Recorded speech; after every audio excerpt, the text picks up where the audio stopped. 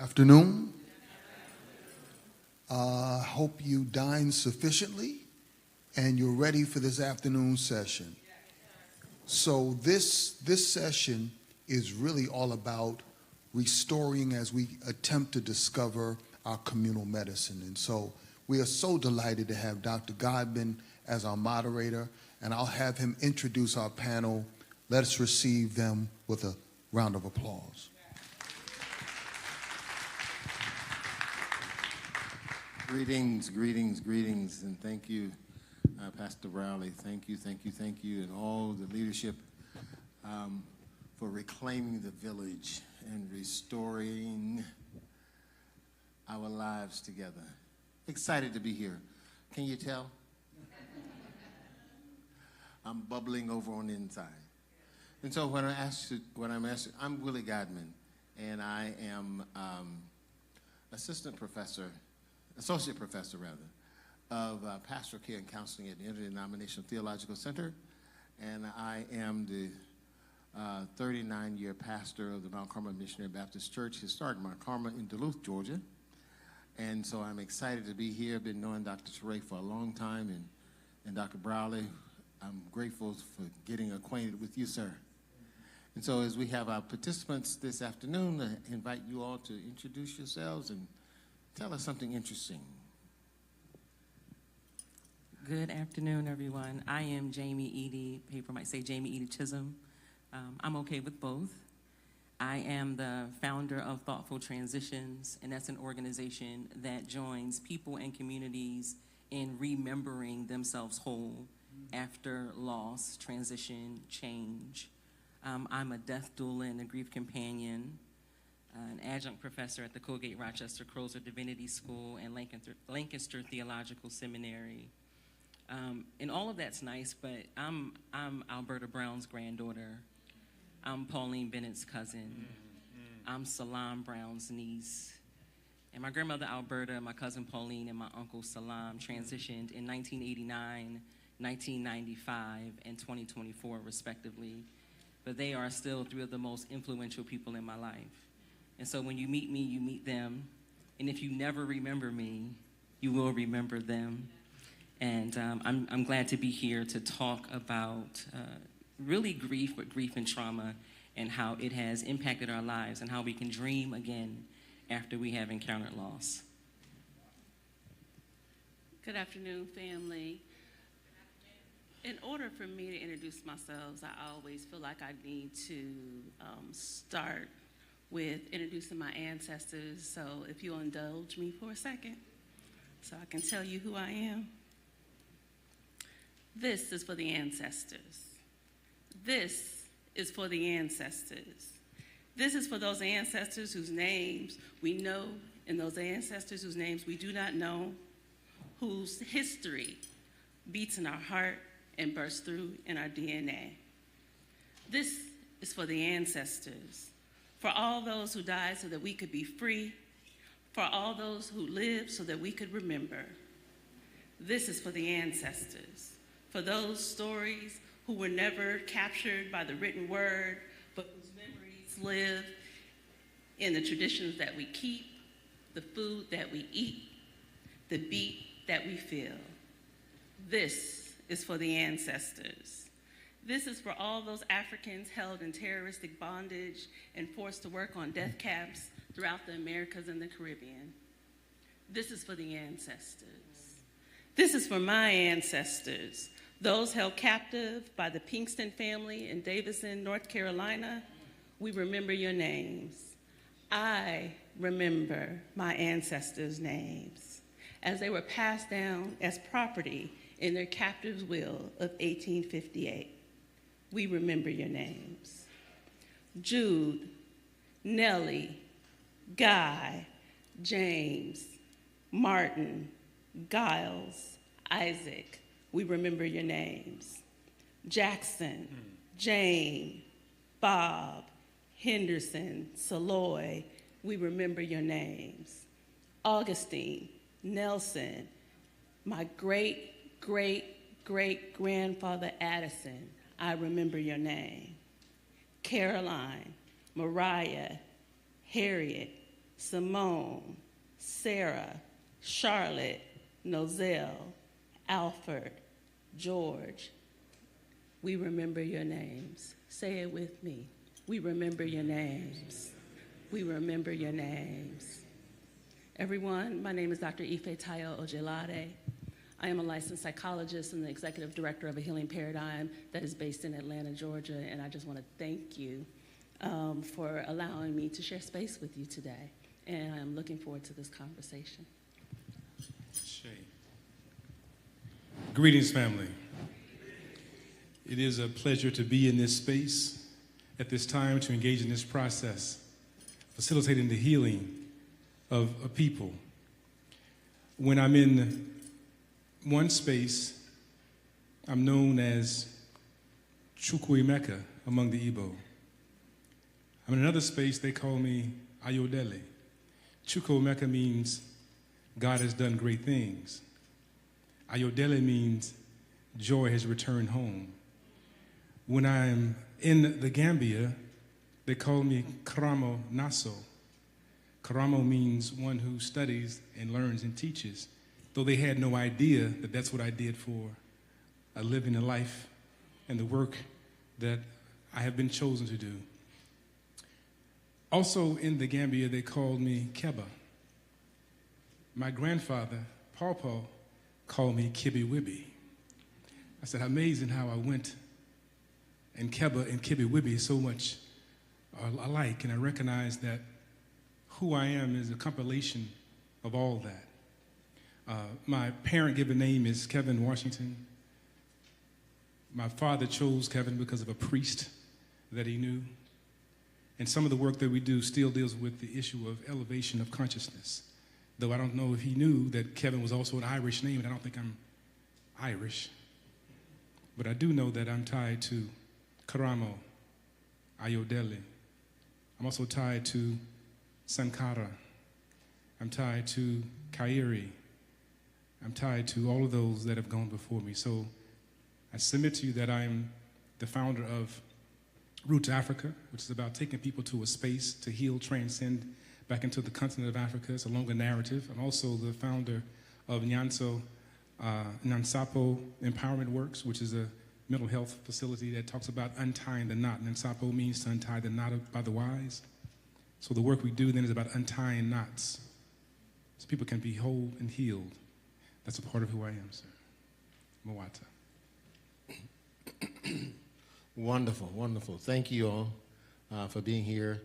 All of the ancestors, thank you for being with us. So where do we begin? I know there are some questions that we seek to answer, but we wanted to put one question out for you to hold as we go through. We entered into this space, some of us carrying baggage and pain, and some of us with open wounds, some of us with bandaged wounds, but they need a little medicine. And so the one question that we wanted you to sort of just sit with as we engage in this conversation today was, what have you carried into this space? What are you grieving? And we want to make sure, just to throw something right out there, that I named Alberta Brown, who is not here physically anymore, and so maybe your big mama is not here, and that might be what you're grieving. But I want to also name that there may be some relationships that have shifted in your life, have ended, have been reborn into new things, some things you've had to let go, and so what are you grieving? There might be some assumptions that you had about yourself, about God, about the world, and what's happening around you is disrupting those assumptions. So what are you grieving? There's a lot more that we can add, and we'll add that, I'm sure, throughout the conversation. But we want you to hold that and to think about that, and if you're journaling, to journal, because we're going to come back to what you holding on to, what you grieving today. And I think you can add, yeah. Can I add a piece of it? Yes. Yeah, and part of what we talked about is being able to look at particularly this past 4 years, because There's been a lot going on, right? We just witnessed millions of people die around the globe and just moved on as if nothing happened. And it has had an impact on all of us. We came out of that last presidency and, you know, the potential of that sociopath potentially going back in. We can pretend like it doesn't matter, but it's in the back of at least some people's minds. And then you have your own personal stuff going on. So if you can, just for a moment, because I see y'all some scribbling notes and waiting to, you know, see the good word, that's good. But just sit with, what are you grieving? What's been going on with you that needs some attention? Now, to add to that is, what are you grieving, and what does wholeness look like? We have to always know what home looks like. Too often people define for us home, but we know our real home. And so the pain, the grief, the loss, if we don't know some idea of what home looks like, how do we know when we get there? We know when we get there because it feels a certain way to us, right? So the question then becomes, what does it feel like to be at peace? Because in the moment of peace is when your power shows up, and then you're able to be your whole self. But you can't be whole if you're carrying stuff. So we have to recognize that. You can't be whole if you don't recognize the things that you've passed through, the journey that you passed through. But you can be whole when you say that, I'm still here. I'm still moving. But what does wholeness look like? Where is home? And how do you know when you're home? Ashe. So the question I would offer, in the process of working, where do we begin? And is it a process that begins at the end and moves to the beginning?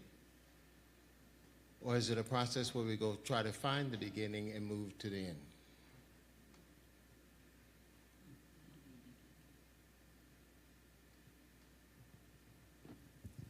I feel like you should start with that. Maybe start with the definition of grief. We stayed up a little bit and just talked about this for ourselves, right? Doing this work for ourselves. So where do we begin? This sort of foundational understanding of grief as a natural response, right? So first, for anybody who has been grieving and folk tried to make you feel like you had lost your mind, like something was wrong with you, right? Grief is a natural response to loss, to change, to transition, both death-related and non-death-related, which is why I named relationships, right? Jobs. I shared with Doc right here that 2022, that all of my hair fell out. For some, now I had shaved my head before, hear me, but I had agency when I did that. So this way that when our agency is taken, grief, this way that we assume family, friends, the world, God will respond, will show up in the world and do God's good intention. And sometimes we see things like a couple of million people dying, and you start to wonder, wait a minute here. God, I thought it would be different than grief, right? When our expectation and assumption is here, but our reality is here. That gap, grief. And so I think sort of starting with an understanding that all of us, really from the moment we take our first breath, are encountering losses, changes, and transitions. I think recognizing that encountering a loss, a change, a transition, that large, expansive definition of grief, that we don't have to lose it all, right? That losing one thing is not the end of all things. And so having a definition, having a description, and being able to name, which is why I appreciate you naming your ancestors, but that's also why we asked a question when we started about what are you holding? What are you grieving? Because let's be real, right? For Black folk want you to, if you have a loss, it's expected that you have losses. So what? Get up and keep working, right? Keep being productive. And you don't have the time, often, and the space available to sit with and name as important that this relationship ended and it hurt, that this expectation was unmet and it hurt, that this dream was unfulfilled and it hurt, right? So naming to start with is what I would say, and we can add to that, but I think naming is a good start. You want to go? No, go ahead. Okay. And I'm thinking after we name it, then to just honor the fact that we are at whatever space we're at. We don't have to be at a different space. So oftentimes when I'm working with people, I'll see, like, if there's a death, let's use that, because usually that's associated with grief. People will immediately try to move on. And so I'm going to use what Mama Itihari said, earlier, not nobody in this audience, but, so there's this idea, well, yeah, God had a plan, and I understand his plan. And, these kind of platitudes, almost like this spiritual bypass, not almost, it's spiritual bypass, just moving over the situation as opposed to sitting in it. So sometimes the starting point is just simply sitting there. Okay. You don't have to have an answer. Okay. You don't have to have any kind of clarity, but just sit in the grief, whatever that is. I was thinking about sitting there, right? Because I grew up in Louisiana. Whenever I say that, people say, oh, I've been to New Orleans. It's like, no, New Orleans is a city in the state. I want to be clear. And I don't like New Orleans. I like to visit, but I don't like New Orleans. I like that. That's Black language, right? I don't like it like that. You know what that means, right? We cool, but we cool like that. And so it's a place that I can go, I can see things, I can experience things, the Bayou Classic, Grambling Band, all this. I have wonderful memories in New Orleans. But I don't want to stay there. And for me, those low moments are wonderful places to visit, as you were saying. One place to go and connect, slow down, reassess life, grieve, right? Because we do live with a population that move past the pain. So much so that it becomes normalized. It's like trying to tell a fish what water is. It's so busy swimming in it, you can't tell what water is until you pull it out the water. We learn so much to live with grief and pain, right? And sorrow and disappointment. We had shows in the 70s, good times, but it always ended on a bad note, right? So, y'all, all right? Y'all, somebody know, come on, help Richard, somebody help me out. All right. So, that is a part of the process that we have to stop sometimes and acknowledge that I hit this bump in the road, this speed bump. I hit something, I had an experience. And I love what you said, sitting with it. And allowing myself to feel what it is and what happened. If I come out to the parking lot and my car has been dented, I don't just get in my car and just drive off. I know I got to go to the body shop and get it repaired. I know that, right? But at least I'm asking about it. Did anybody see what happened? Is that making sense? Does anybody know what took place here? And too often, we run into the body shop. We run in to go get repaired, but we don't know what happened. Because if you can understand what happened, you can understand how to repair in a more holistic way. Is that making sense? But otherwise, we're just patching up on stuff. So I suggest not only dealing with it in the moment, but the ancients told us about Septepi. Remember the first occurrence. What was it like in the beginning? We have passages in the Bible. In the beginning was, right? Always what was it in the beginning, before the disruption, before chaos, Isfet, before this took place? Because when you understand that, I love the example today, you can go back and come out of the source. So it is a both-and process, not either or, it's a both-and process. See, Europeans make us think there has to be dichotomous, right? Either this or that. either you for me or you against me. But our African reality says that I don't have to agree with you before you still be my mans, right? That didn't make no sense, but we still cool, right? That's dichotomous. So it has to be both and.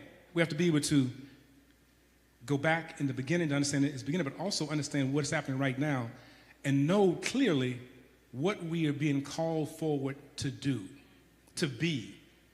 And that's your into the pool, the essence conversation. I'm raising this question because can I share a bias? Uh-oh. I want us to leave here living. Mm-hmm. Yes. Ashe. I want us to leave here living. Ashe.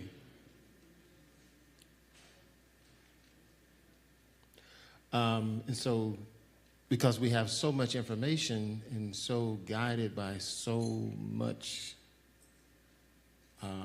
trauma and history, and we don't know where to begin. So we try everything or anything. So what I'm hearing is that first name it, call it what it is, and then ask a question. What happened? And how did I get here? Those are some notes for somebody. So trauma and pain and disappointment for African-descended people help us to delve into impact and, dare I say, benefit.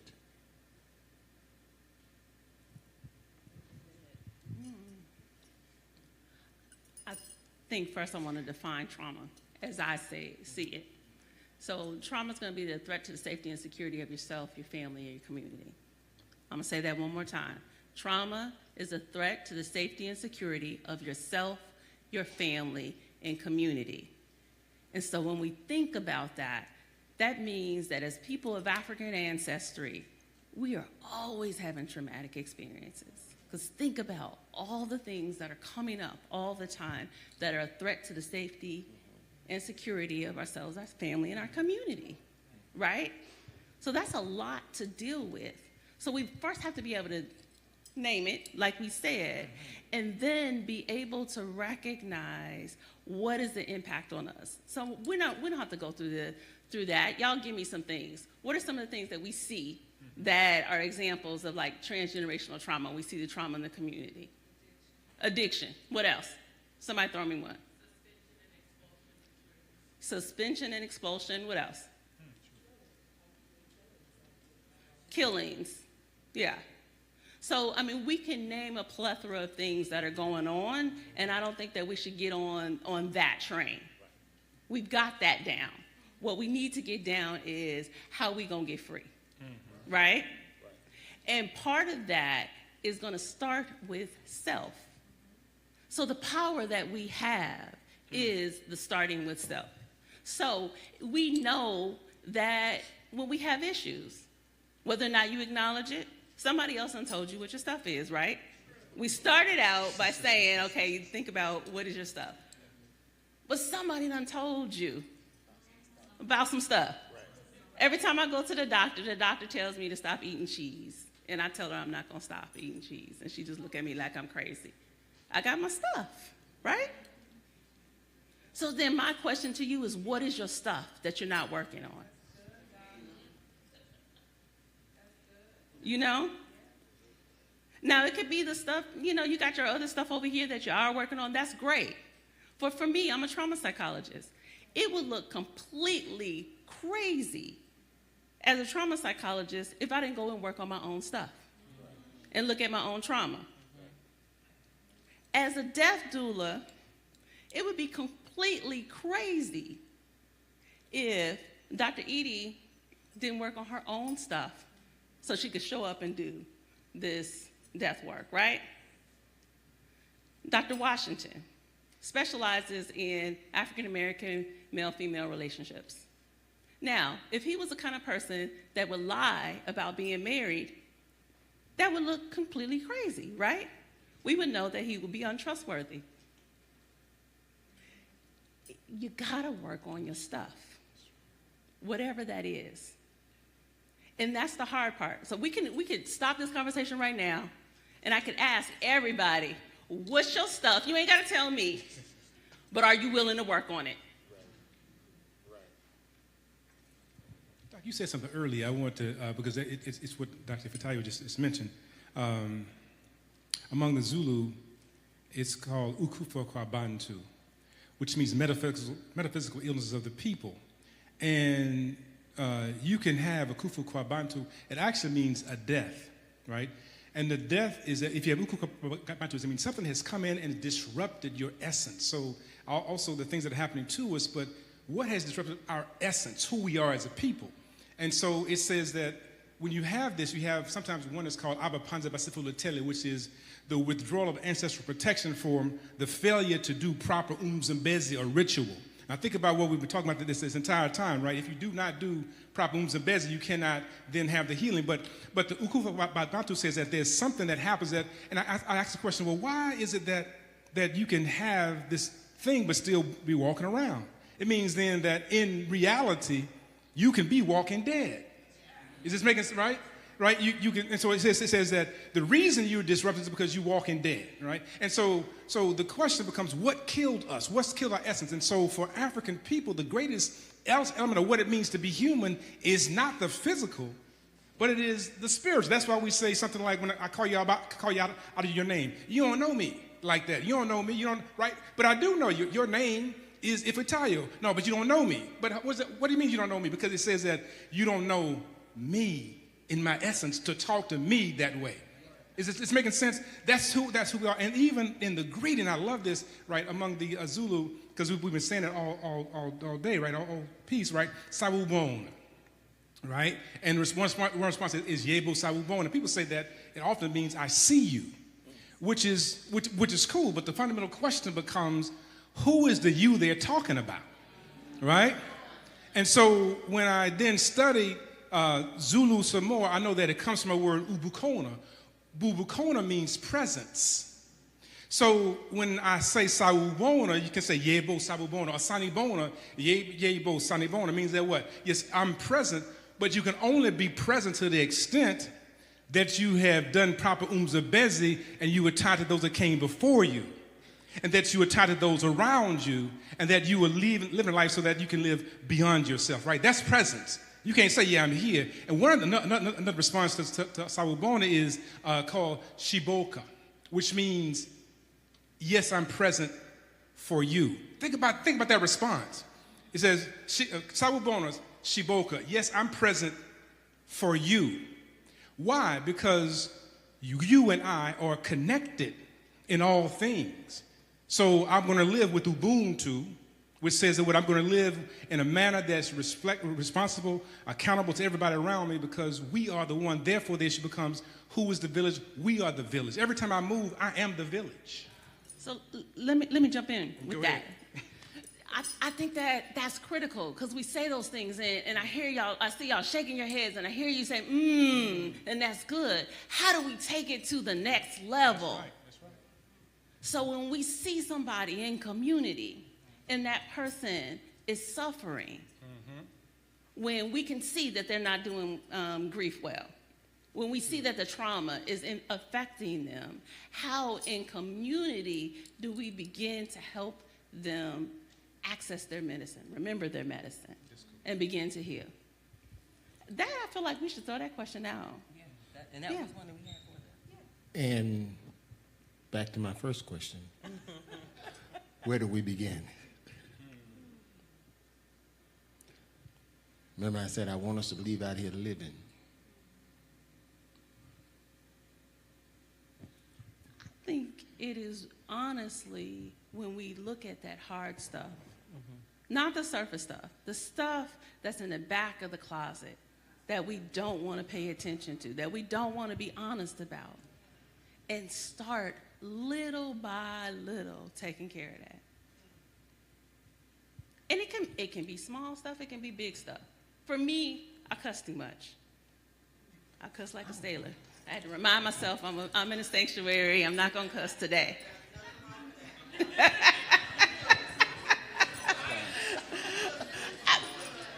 We can say that, but then also I know as an initiated priest, as a representative of my ancestors, and as a model for my adult daughters, I don't need to show up all the time with this filthy mouth.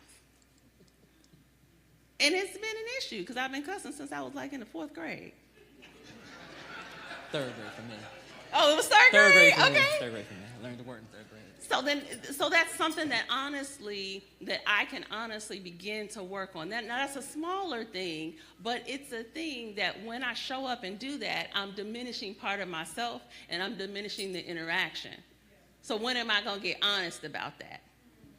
And can I just add that it's a risk to do this, that I'm going to go and look at the hard stuff kind of work, right? Because I think the question earlier was like, who does this benefit, right? There is a perceived benefit to showing up in spaces with your mask. And safety in that. And some safety. There is a perceived benefit with, if I have to go deep and do this work, one, what will I uncover about myself, right? Because it's a crossroads. Now I'm here at this space, and it gives me an opportunity to go deeper to myself, to divine, to community. I get an opportunity to do that, but I also have an opportunity to take a different pathway. And that other pathway might feel easier. It might feel like it's less work to walk down this path because I'm a little more vulnerable over here. Right? My ego has to get out of the way over here. I have to be willing to ask for help over here. And that is, so sometimes the thing that keeps us from doing the work of wholeness, of wellness, is that I feel safe. I have learned to feel safe in the box and the bondage that I have grown in over here. And you're asking me to come out of that into what might feel like an unknown place. So as we're talking, what it makes me think about, and then I'll throw this to you, is Iwapwele. So in Ifa and the Yoruba tradition is this concept of Iwapwele. So we can say gentle character. It gets a rough translation of good character. And I love looking at the concept because when we talk about good character, it's not about don't lie, steal, kill. I mean, that's in there, but we all know that, right? It's bigger issues that we have to begin to deal with. So if you are the person that can't set boundaries, that is saying yes to everything, that's about Iwapwele. If you are the person who overcommits and underdelivers, that's about Iwapwele. If you are the person whose cup is empty and you keep trying to pour out, that's about Iwapwele. So we got to be able to begin to look. So that's where we start, is self. Notice I didn't say, let's get together and let's heal Jamie, and let's get together and we heal Kevin. Start with self, your own stuff. There was, I think, an elder earlier that was like, how do we get, right here, how do we get this to the children? It's starting with self. The children are looking at us as the model, right? So sometimes when my oldest is 26, sometimes we were someplace. Where were we? We were someplace, and I was like, oh, these white people around here. And she was like, well, we need to show up in this space because we need to be represented. I was like, who told you to listen to me? Be quiet.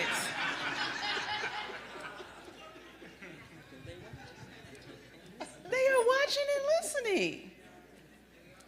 So self. I'm sorry. No worries. I was saying that actually speaks to the idea of the self. The self is then community, right?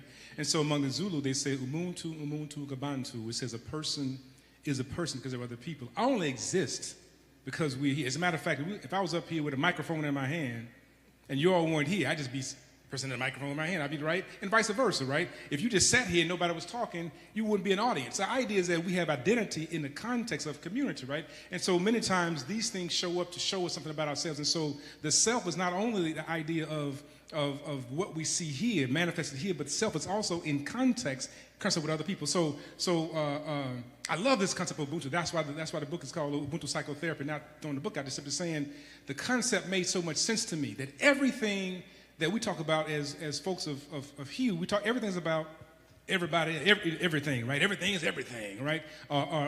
Dr. Nobles and I, if I be me, talked about this issue. He talked about them. Where I'm from it was Nim, how your mama Nim, right? And so how your mama Nim was always about. I asked, why are you asking me how my mama Nim? And that's ebonically correct, right? Zero copy, no verb. Not how is your mother, right? How your mama Nim. So Nim is this idea of how's your mother and all those that are tied to her. Because that tells me about how your mother's doing and how you doing, right? That tells me what's going on with you. Well, you know, Mookie out there again on that stuff. Well, tell your mama I'm going to pray for her, and I'm going to bring her some greens by. I'm like, what the greens got to do with Mookie being out there on that stuff? Right? It has no connection. The food is important. The food is important. No, it is. Like, Let's be clear. What's the connection? And so what I recognize is that when they come to the house with the greens, well, come on in here, let me tell you what's going on, right? That's the invitation to come in. But while the greens were being prepared, there was incantation going on, right? Yes. There was prayer, there was song going into those greens, right? And so all that was happening. So when they come into the house, it's all a part of Mookie's healing, but also part of Mama's healing, and also part of my healing, because we all are sick in this entire process at one time, right? And so then when the greens get them the power, put them on the stove and let's talk. And so before they leave, they might eat the greens and may not. Right. But one thing they're going to do is that they're going to stop and they're going to circle up and they're going to pray. Is this making sense? Think about that. It doesn't matter where I've been. And before we got ready to leave, we stopped in the Gambia and we prayed. In Ghana, we stopped, we prayed. Right? It's the same thing because they recognize that self and the traumas that we carry, the healing, it comes not only in the context of me really exploring myself, but to know that when I am at my worst, I'm toxic to everything around me. Is this making sense? Go ahead. So then the question becomes, what are you going to do to heal? Yes, like ma'am. right now in this moment. So let's take a second. Going back to your question, Dr. Edie, at the beginning, is when she asked about like what grief, like what are you experiencing? What are you going to do right now to heal? Like, what's that one thing? So if we could just can we take 30 seconds for people to think, what is that one thing? Write it down. You ain't got to share it. But what's that one thing that you need to heal right now? Exactly. Of thinking about the one thing that needs to heal? Okay, let me give you some examples. I'm going to give you some examples. So if that mama that keeps enabling that problematic child. Maybe nobody in here has that issue. When you go to work and you don't show up as your full blackety black self. Now, sometimes I'm going to admit that that's, economic survival issues. Go ahead. No. I thought with the mask. Go ahead. Keep going. I don't want to interrupt. I felt that one, right? You show up and, hey, how are you today, right? Yeah. Now, you might do that as a survival technique, but do you recognize that you are in survival mode? So, and I'm saying this from a space for privilege. Go ahead. Which is common cultural African-descended participation in history, is that we mask up. But then the problem is we keep that mask I'm going to say that was our conversation. So we do mask up for safety. Right. The challenge, though, is that we have become the mask. That's it. And so, I know if I need to say, hey, how are you doing today? But that's okay in this. You didn't say it right, I didn't say it right because I don't do it. I don't do it as much anymore. I don't think. Right. But we become the mask. I want to go to something that you said, and something that Dr. Melva threw out there for us. Because this is the challenge. Sometimes it feels overwhelming when you're trying to figure out, where do I start? What's one thing, right? What's one thing? Because it's a lot. Can I do this? We talked about dreaming. This morning we were talking about dreaming. We talked about dreaming yesterday. And so one of the things that I do with some of my clients is I ask them what they've been dreaming about, right? Because if they tell me nothing, then I start to ask them about the kinds of losses they've encountered over the last 4 years. And we just literally, and I know it can feel overwhelming, we literally just start talking about stuff. Well, my mama died, and this, and I lost my job, and I was dating such and such, and they just ghosted. Like right? And then I ask them about their relationships. It's not one way to start, but sometimes you need something in your journal to be like, I need to do something when I get home. So I'm asking you, right? The reason why we ask you what you were carrying was because I need you to name some of these losses, right? Because they are guiding, if they've not been dealt with, they are guiding how you show up in spaces. If you have not sat with the loss of your mother, a loss of your father, the loss of a relationship, I'm trying not to be, listen, I'm feeling. Go ahead. Go, girl. I am navigating the end of a relationship. That ending, because I was not willing to sit it on the table and say, this is the end, this is a loss, let me do my ritual and process to grieve it, right? It was impacting how I showed up with folk. Right? Because I'm carrying this. Right. Listen, I'm walking with this thing. And there it is, drag it. Right? Drag it. And so that means when my friends are ready to do something, I can't go because they ready to move. And I'm like, here I come, y'all. Just wait a minute, because I'm still carrying my stuff with me. What we're saying is, it is hard to do this work. Where do you start? What you carrying? What losses have you experienced? Name them. Name them. Who is it?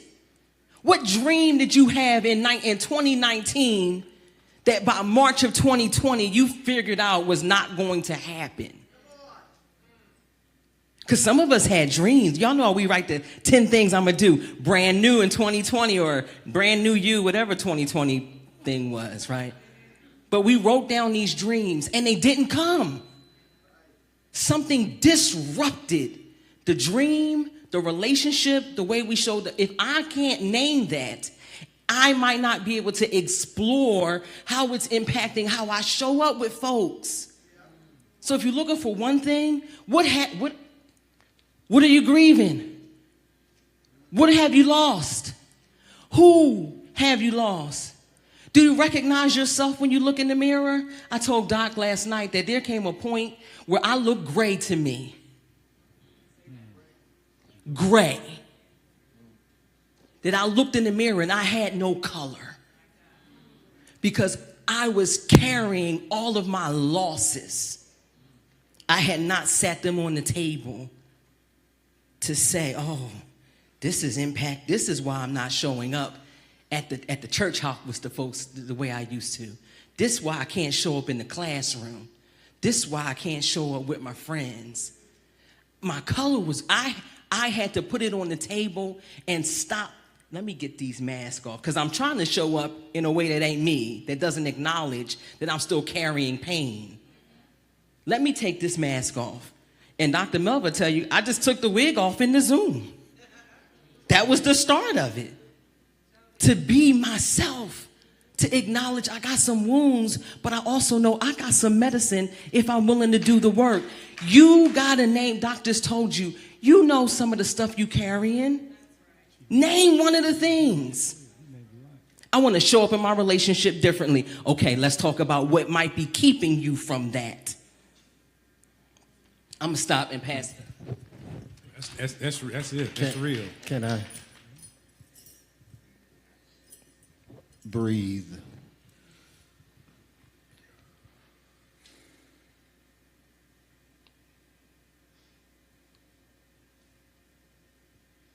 again.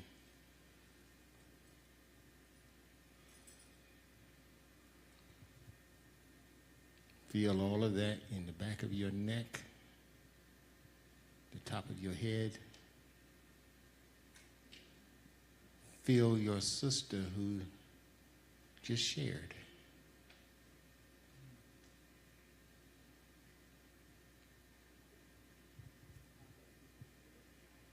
Breathe. And feel what rose when you observe the bareness. Thank you. Ashe? Say, Breathe. there was a book entitled Necessary Losses. I think it's so powerful because it talks about necessary losses. We got to lose some things to gain some things. You have to lose your virginity to get pregnant. Some things we have to lose because they're necessary for us to lose in order to gain. And too often we focus on the loss and forget about the gain. If I hadn't lost one part of myself, I couldn't have gained parenthood. If I hadn't lost this other part, I could have gained something else. And so sometimes we're so stuck on the loss that we don't recognize that we've been placed in a position for a powerful gain.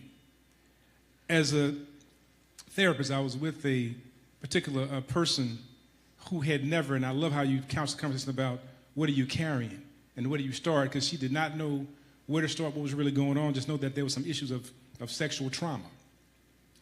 And so the issue was something she kept talking about.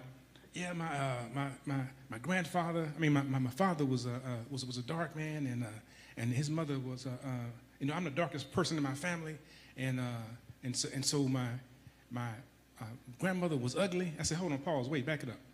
So are you saying that you're ugly because you're the darkest person in your, right? Because what came out was colorism. She had never named it as the thing. She said it wasn't until she was 50 years old that she actually looked and saw what her hair looked like without it being processed, right?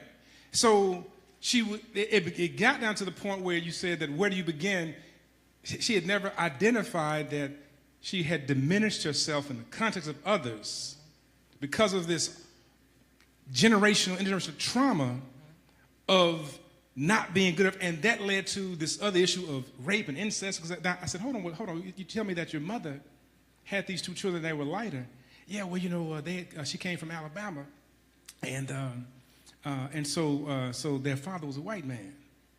And so I said, hold on, stop, don't go in. So you mean to tell me that your mother was raped? Well, yeah, that's what. Now are we dealing with what? Now we get to the point of saying, here is not only colorism, but what? Sexual trauma. Now we're beginning to unpack some things. Now, we're not getting stuck there in the conversation, but at least we're naming the thing because it has influenced how she's shown up. Now, how does she show up? Well, people always want to jump on me and fight me and everything else. I'm always fighting other people. Wait a minute, that's not the issue. That's a symptom.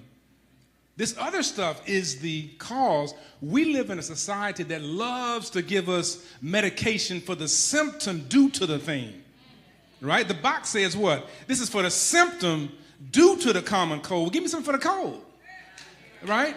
We can deal with the symptom too. I want to deal with the snuffle, the nose, but I want to deal with what is causing this.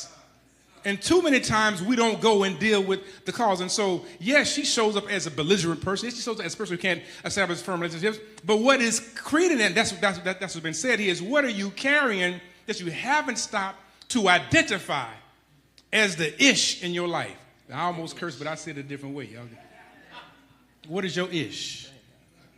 And I think, so what you're saying is, you're saying that from the perspective of a psychologist, so Yes, kind of those deeper issues. But what I hear Dr. Sampson saying is, well, we ain't a psychologist, so how do we know based on what we're doing? And so what I heard you say is, when you're angry, you know the mean black girl? So not the ones with the angry black woman that the white folks say. But when you can acknowledge that you the mean black girl and you will pull that mean black girl out the back of your pocket and unleash her own people. Let's sit there. Intentionally. Right, let's sit there. And when you know that honestly you don't have any control over it. Yes, ma'am.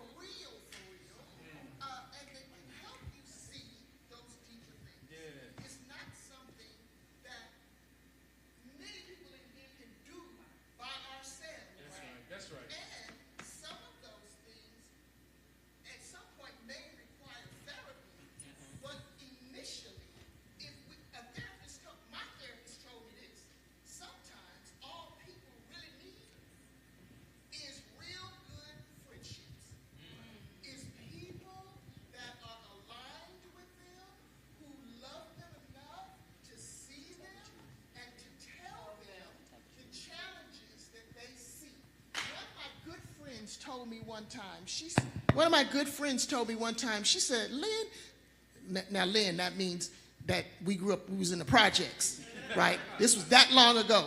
She said, sometimes you're really mean. Susie loved me enough to tell me that.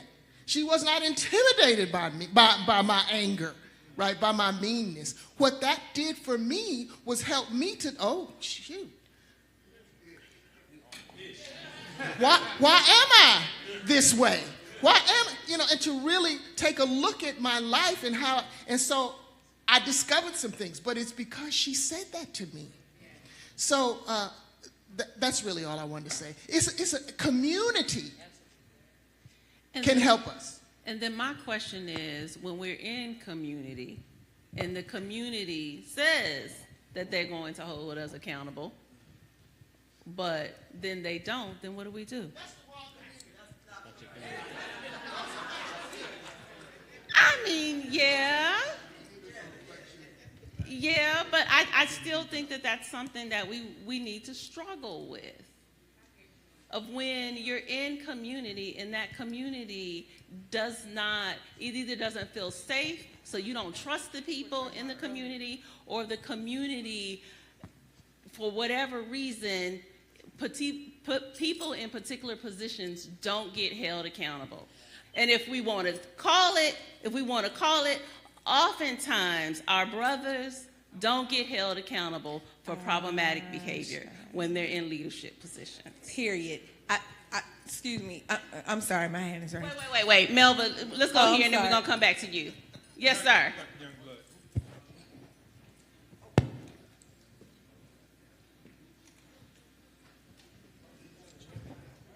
Let me first of all thank all of you for not cursing in church.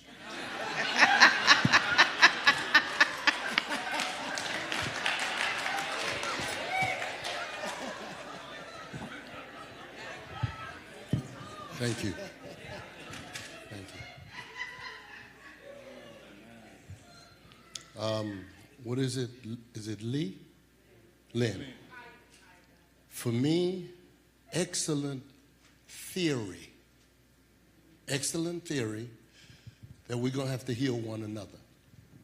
In a setting like this, and you start talking about community, there is no community like the black church. And so when the question comes up, how do we heal? Where do we find people to relate to? I have to first of all say this has got no business being in church if church is not the potential community to heal our community. And so I'm a Christian without apology. I'm an African without having to say so.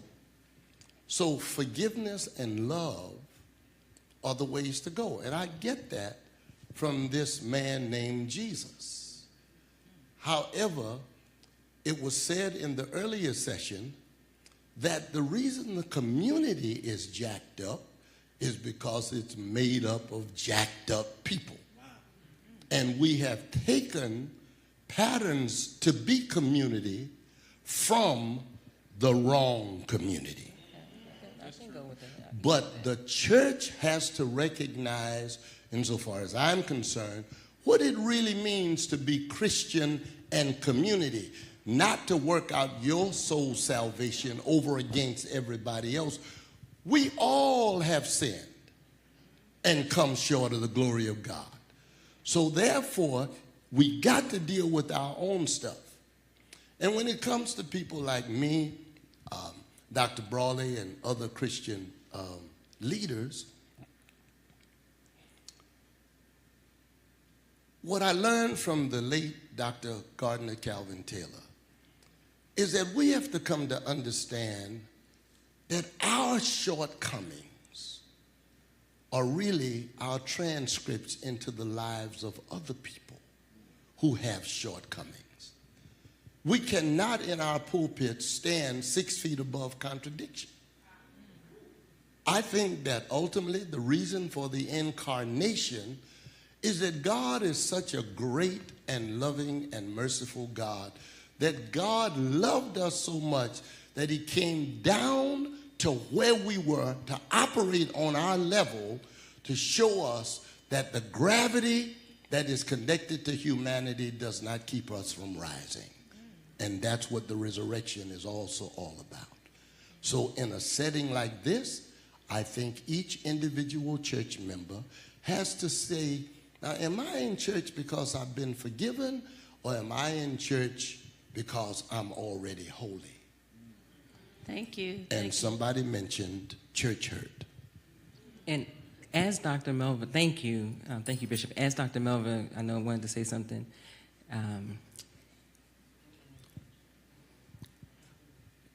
No, it's not. It's good for us. It's good for us. I appreciate the call for us to think about what it means to do this kind of work in church, right? And if you identify as Christian, what does it mean in your Christian church to do this kind of work?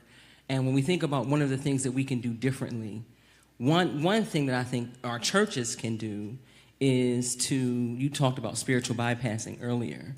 And because part of this work is emotional work. Part of this work is being able to dig in and do some of that hard, healing, messy, right, emotional work. And so we think about, say, a crucifixion on a Friday, right, and then resurrection on a Sunday. And what we have are people who, they have that Friday experience, and we want them to immediately get to Sunday, right? And so what can we do? What can you do in your church? What can we do in our church if we're thinking church space to recognize, to acknowledge that Saturday, to allow people to sit in the mess, the silence, I don't know what's happening next moment. Like, what does it mean to be able to have this pain, sit in, I do learn some things about life, about joy, about rebirth. I do learn some things in that loss. But I need that Saturday because I can't move that's manufactured when I just have to jump up right away. I gotta be able to, right? So if you're thinking about ways that churches can do this, is how do we think about our language that doesn't rush people to resurrection, language that acknowledges, guess what, y'all, it's heavy right now. And it's so heavy. Let's sit in this for a second. What have we discovered in this heaviness about ourselves and about one another, about God. What can we discover? And now I've done some work. My sackcloth is on, right? So I'm sitting, but I can't get to the dancing or the joy. I gotta have this moment. So if it's in a church space, what can we do to help people not manufacture mourning, right? New mourning, but sort of go through the process of mourning to get to mourning. What can we do in this middle ground? So That's good. You got the mic? One more. Yeah, yes. One more thing. I think- Dr. Melva, and then I have one more question now to help us wrap up. That was very helpful, Dr. Jamie. Thank you so much. I wanted to say something else, but given what has been said, I think, one, I want to acknowledge a trigger. And I want to say that given our elder, Dr. Youngblood's teaching, offering, and everything that has been said, that even we're having these conversations about what you're carrying, right? And we enter them, and some folks are dealing, I was triggered, right? So I'm thinking about what Professor Akila here asked in Dr. E.T. Hari's session about sort of what do you do. So when you say what you're carrying, now we have to talk about institutional trauma, because it is self, but when we say, you know, it's the church, it kind of, I don't believe intention or with malicious intent, but it kind of disregards whatever personal and or institutional trauma the church has participated in on Black people, because even though it begins as an invisible institution, a social Black container for Black people, it is now basically modeled from a white model wherein Black folks have struggled. Then when you use, Dr. Keith, when you use examples like you got to lose something, like in order for you got to lose your virginity in order to get pregnant, that's a trigger. That's a trigger for people who've experienced sexual trauma because they didn't lose anything, it was taken. So because when we have these necessary kinds of conversations in this space, we have to be mindful of how we're talking and to whom we're talking. And the ma'afa is not just for Christian Black people. The ma'afa is for the community, hence it's in East New York. So while the Black church, if it was operating as it should be, then we would not need to stay in the container of Christian theology to talk about it. Yes, it's our roots, but it's an offshoot of where we are going and who we are becoming, who we are, right? And even when we talk about forgiveness, it is a requirement that I forgive, skip over, and then so I could be in community. I'm saying all of that is why this is necessary, why these different comments are necessary, so that we can hear each other, so we could come to each other. And I want to end with what I initially was getting ready to say, was that a lesson that Dr. E.T. Hari gave me, almost around celebrating the interruption. And here I'm ending with a restoring based on Dr. Ifeitayo, what you said and the elder said earlier about how do you get your children to take the medicine. Our daughter turned 16 last year, and she was pressing for a car. I thought that was outrageous and outlandish. And who do you think you are? You are absolutely crazy. No.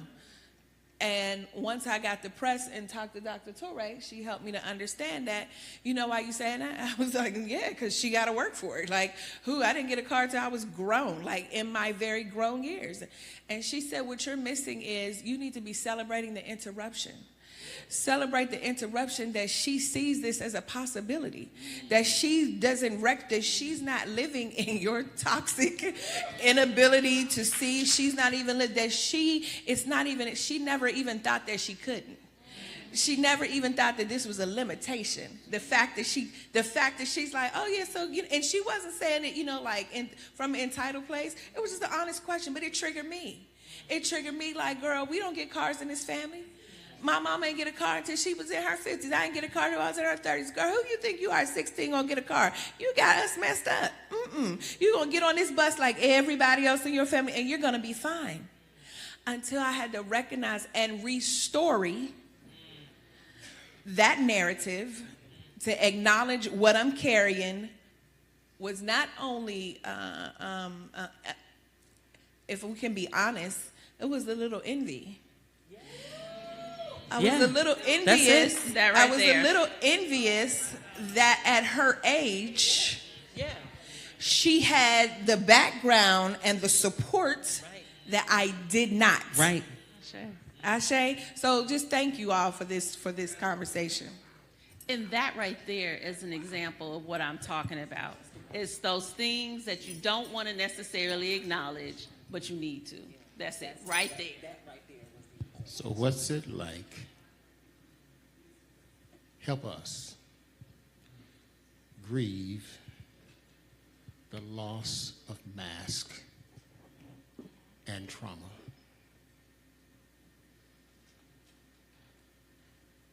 I want to begin, I want to answer the question. I just want to begin here by extending an apology, right? If the trigger, right? That was not the intent of the example.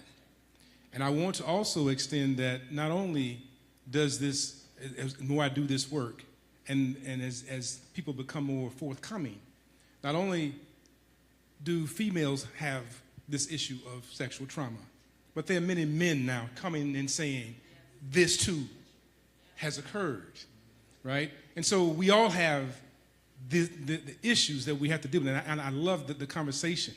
So I want to say that for triggers, that was not the intent, and you can do some bad things with good intentions. So I want to apologize. So I'm going to begin with that, the trauma moment for me, because that was not the intent. All right, so I apologize for anyone that I offended by that statement about necessary losses. I wanted to state that very clearly. Ashe. We have a question in the back. Say one thing in the back. Hi. Hey. Hi. My name is Margaret Conley. Hey, Margaret. And to speak to what was even just stated and beforehand, I noticed as I walked in, as Black people, we have a tendency, and I don't know your name in the orange, but you said it, and you said it twice, and we still did it. We bypassed, and we lifted up, and we high Christology of Christ without coming to that mask that we've all been washed in white supremacy. We all want this glow, but we don't want to visit pieces in the text that could have helped us with the re-traumatization that happened. Like, what happened to Bathsheba? This is my learnings this summer. We never come back to her in that story. David got forgiveness from God and went and laid with her and made Solomon, and we think that's a glow up, like that was a gift, but he killed her husband. She lost the baby that came from rape, and the church bypasses that piece of the story because we don't know how to sit in it, as Dr. Jamie said. How do we help our communities when that happens to our children, when that happens to our wives and our husbands, and those who may not even be married? Secondly, we don't sit with grief. Even Jesus did in John 11, my learnings from this summer. And in John 11, Jesus avoided grief. He was instructed that Lazarus was sick. And he said, can you give me 2 days to even deal with the fact that I was about to die? If you read the text. But we avoided because somewhere somebody told us Jesus would fix it. But even in that text, Jesus didn't even know what to do for himself. And so what do we do when we actually take the offer to not bypass it, but we do investigate the mask that comes with grief and trauma? And so what I recognize is that Mama Etihari will often bring me to spaces because I'm going to say the stuff that maybe other folks won't say. So I may not get invited back, but okay, here we go. Thank you for that question. Thank you for that comment. Yes, I see it when we keep on the mask and we simply say we are church folks And let me locate myself. I'm going to acknowledge that I am not a Christian. So that may color how this is received and how I say it. But I show up in a lot of church spaces because of the work that I do.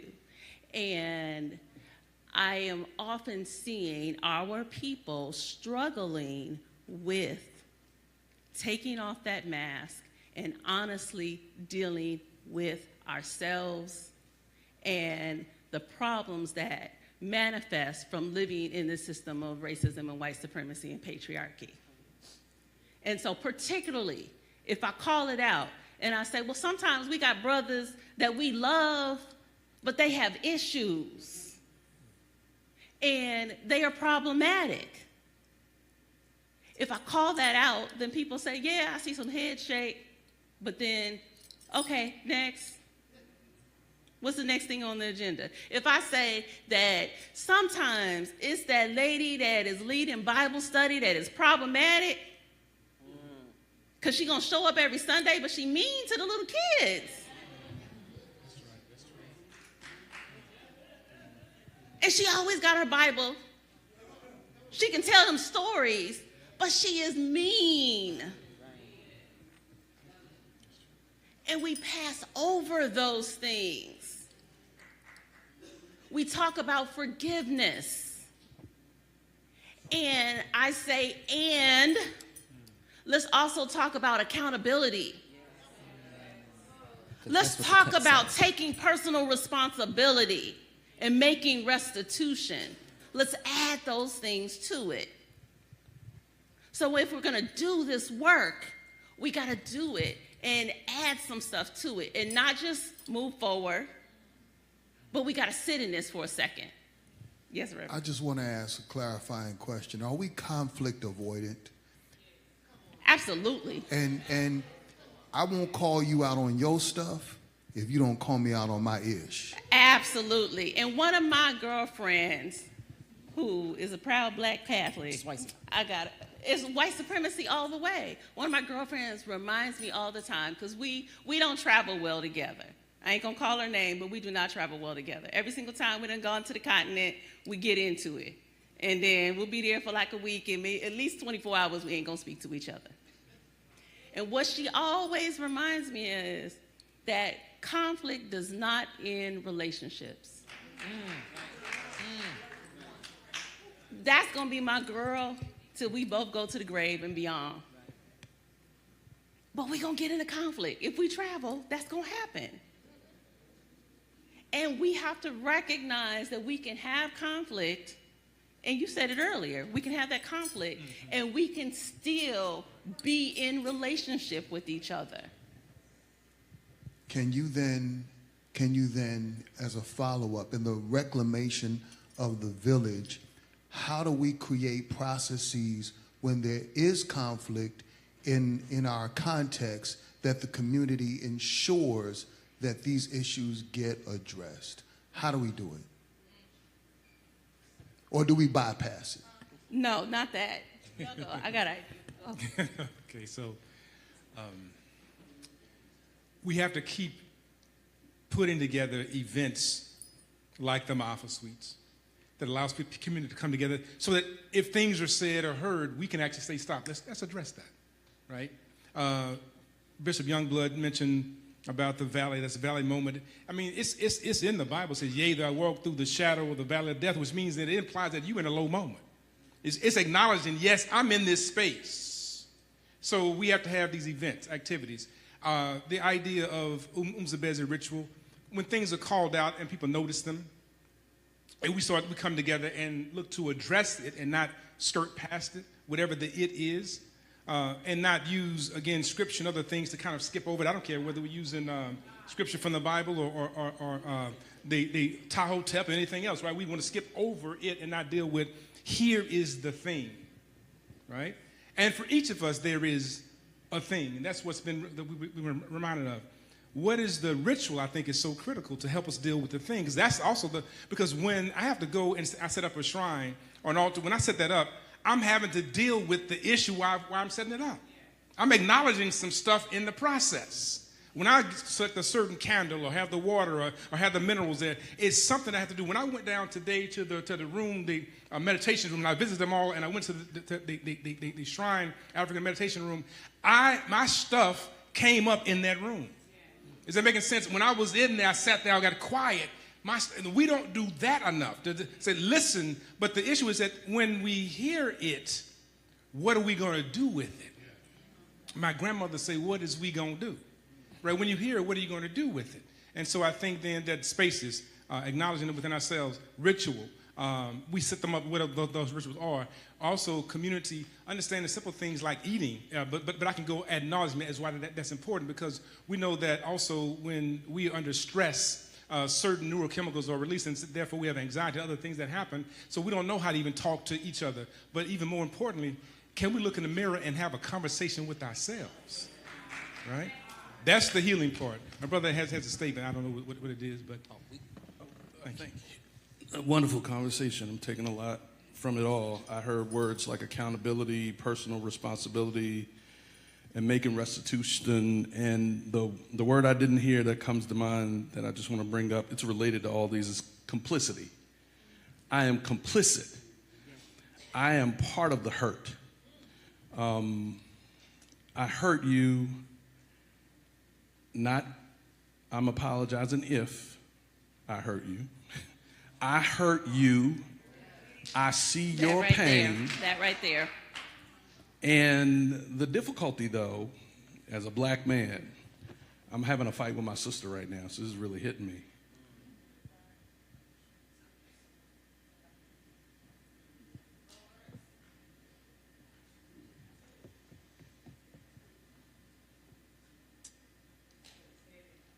She doesn't think that I believe I hurt her, know I hurt her, or care that I hurt her. I said, that's ridiculous. The fight continues.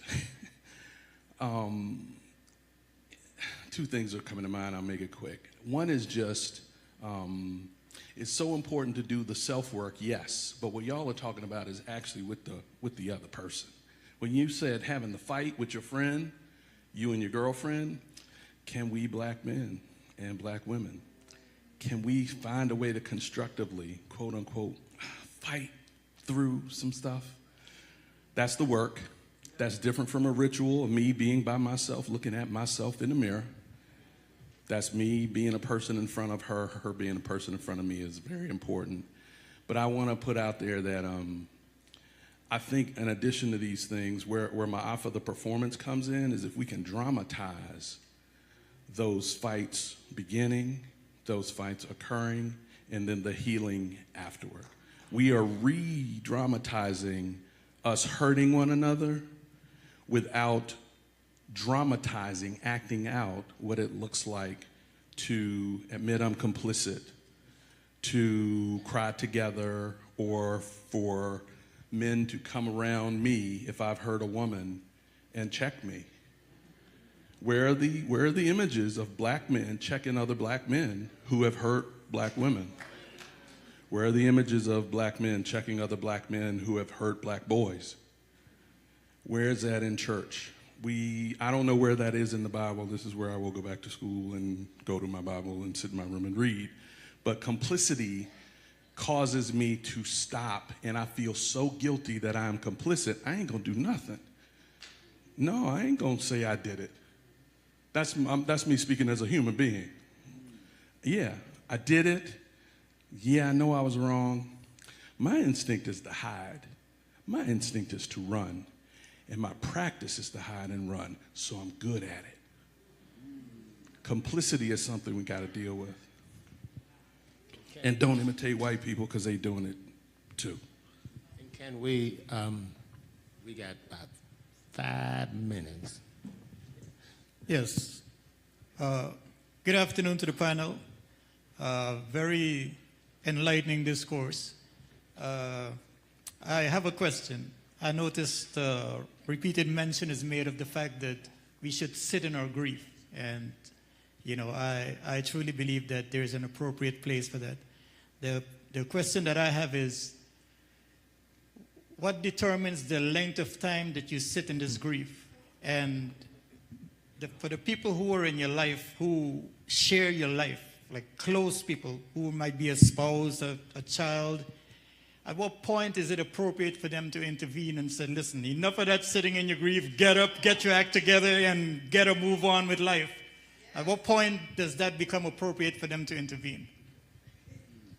Yeah, thank you for that question. So everybody's timeline is going to be different. The magnitude of loss that you experience matters. What other sorts of traumas and losses you've previously experienced, the coping skills that you have available to you today, all of that matters. When you have someone in your life who sees you, who says, hey, babe, hey, love, hey, it's time to get out of bed, right? Then consider the source who is coming to you saying, hey, it's time to get out of bed, right?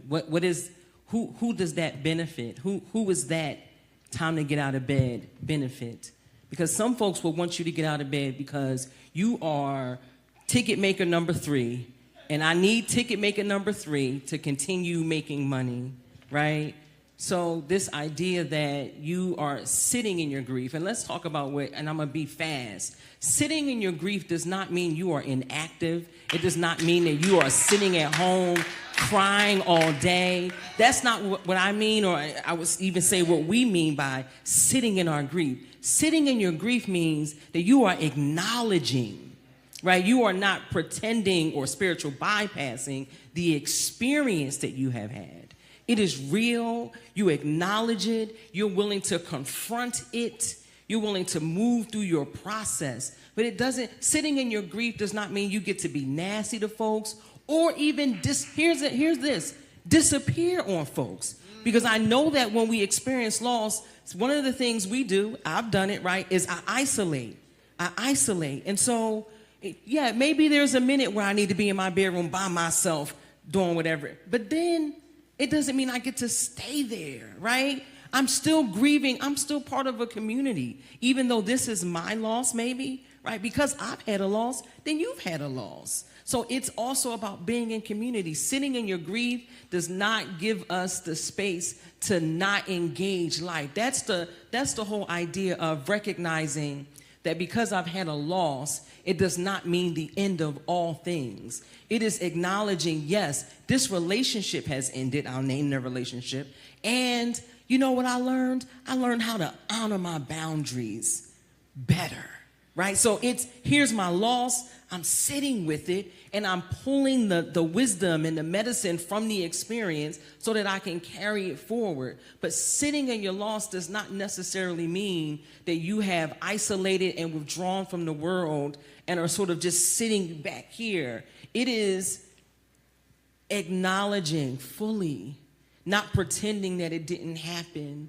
It's looking for some of the wisdom, some of the joy, some of the residue of life and hope that might still be there and in you. That's when I talk about sitting, it's not a passive, I'm sitting here, woe is me kind of thing.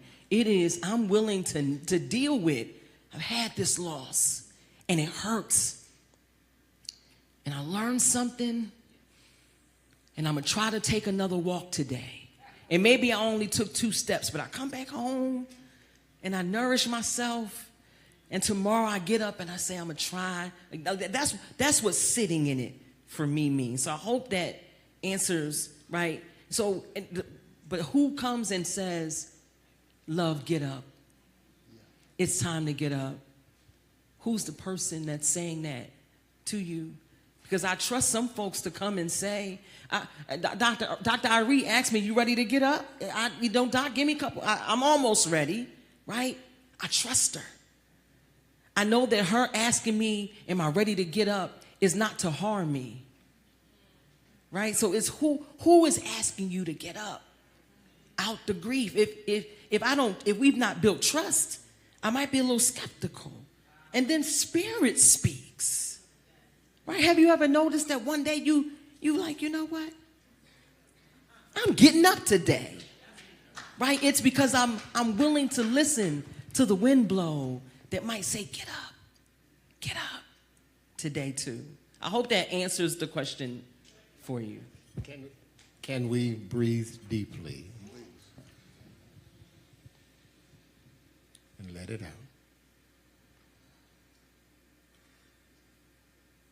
Again.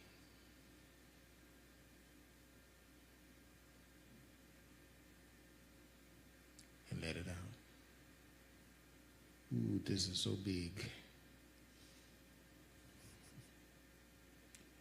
Again. And hold it slightly,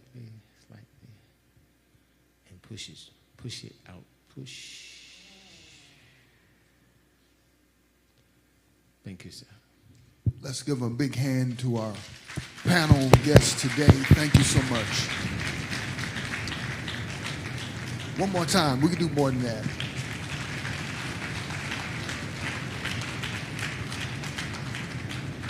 All right. So now we're going to transition into our last segment for today. And we're going to do creating rituals for families. And that's going to happen on the lower level. It is a hands-on experience. So I'm going to set us the time at 3:45. And Dr. Godman, you'll participate in leading us in that. And Mama Ichihari will participate in leading us in that. And so if you've heard something in this segment, you said, boy, there's some mending work I need to do with my family.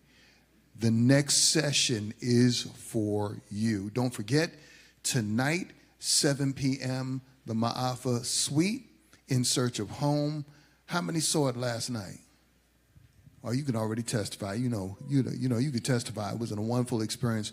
For those of you who want to come tonight, certainly there are still tickets available. And so again, we thank our panel guests. Thank you so much.